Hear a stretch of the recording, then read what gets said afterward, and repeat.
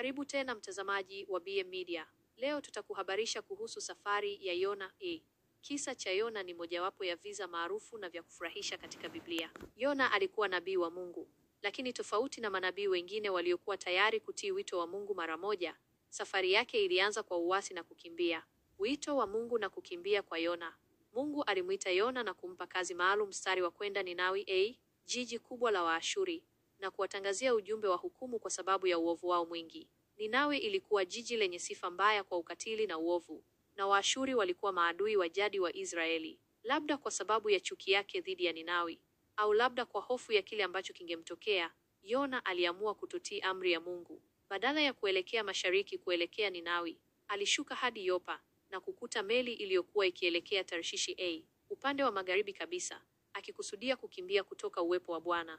Dhoruba na samaki mkubwa. Hata hivyo, huwezi kumkimbia Mungu. Bwana alituma dhoruba kali baharini, kiasi kwamba meli ilianza kuvunjika. Wanamaji walijua kuwa dhoruba hiyo haikuwa ya kawaida, na walipotafuta kujua ni nani aliyesababisha, kura ilimwangukia Yona. Yona alikiri kosa lake na kuambia wanamaji wamtupie baharini ili dhoruba itulie. Ingawa walisita mwanzoni, walipomwona Yona akisisitiza na dhoruba ikizidi, walimtupa baharini. Mara tu Yona alipotupwa baharini, dhoruba ilitulia. Lakini safari ya Yona haikuishia hapo. Mungu alikuwa ameandaa samaki mkubwa ammeze Yona.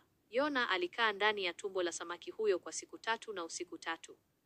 Barua peo neno siku 3. Katika kipindi hicho cha giza na kukata tamaa, Yona alimwomba Mungu kwa toba ya kweli kutoka ndani ya tumbo la samaki. Alikiri dhambi zake, akamsifu Mungu, na akaahidi kutimiza nadhiri zake. Mungu alimsikia Yona, na samaki yule akamtapika Yona pwani. Ninawi yatubu na hasira ya Yona. Baada ya kuokolewa kimiujiza, Mungu alimpa Yona wito wake kwa mara ya pili. Wakati huu, Yona alitii. Alikwenda Ninawi na kuanza kuhubiri ujumbe wa Mungu. Bado siku 40, Ninawi itaharibiwa. Cha kushangaza, ujumbe huu mfupi ulileta toba kubwa katika jiji lote. Kutoka kwa mfalme hadi kwa mtu wa kawaida, kila mmoja alivaa magunia, alifunga na kumwomba Mungu rehema. Waligeuka kutoka katika njia zao mbaya, na Mungu, kwa rehema zake, hakuleta hukumu aliyokuwa ameahidi. Lakini Yona, badala ya kufurahi kwa sababu ya toba ya Ninawi, alikasirika sana. Alimlaumu Mungu kwa kuwa na rehema nyingi, akisema alijua kabisa kuwa Mungu ni mwingi wa huruma na hatataka kuharibu Ninawi. Alitaka Ninawi iangamizwe kwa sababu ya uovu wao, na pia labda kwa sababu ya chuki yake dhidi ya jiji hilo. Yona aliketi nje ya jiji, akisubiri kuona nini kingetokea kwa Ninawi.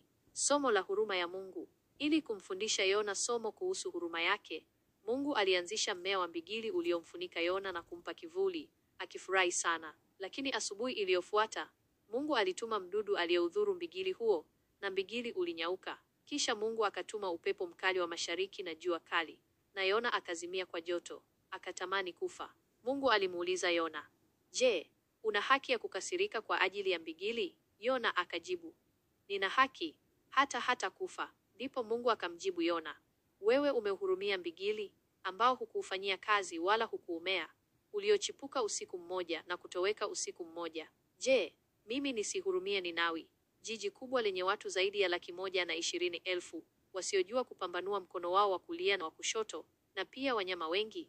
Kisa cha Yona kinatuonyesha huruma isiyo na kikomo ya Mungu, hata kwa wale wanaotenda dhambi na hata kwa maadui wa watu wake. Kinatufundisha pia umuhimu wa toba na jinsi Mungu anavyoweza kubadili mawazo yake anapoona toba ya kweli. Zaidi ya yote, kinatutia moyo kuonyesha huruma na upendo kwa wengine, hata kama hatuwataki mema, kwa sababu Mungu wetu ni Mungu wa huruma na upendo.